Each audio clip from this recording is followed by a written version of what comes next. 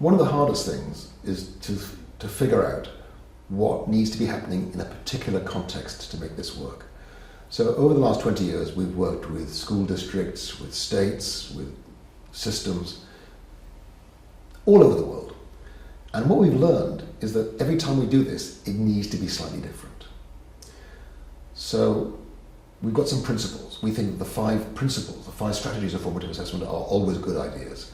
But how you do that in a particular school or college really depends on the local context.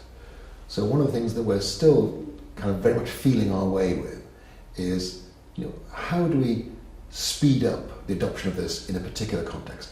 How do we recognize the constraints that may prevent its effective adoption? But perhaps more importantly, how do we build on affordances that already exist? So it's about what are the conditions that need to be in place for this to work? Those are the constraints. If those things aren't there, this may not work.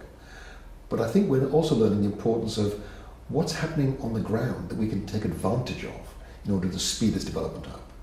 And I think we're realizing how important these factors are. We haven't yet got a very good handle on them, but I think that will be the important research question in future. For a particular district, for a particular context, what's the way of doing this fastest?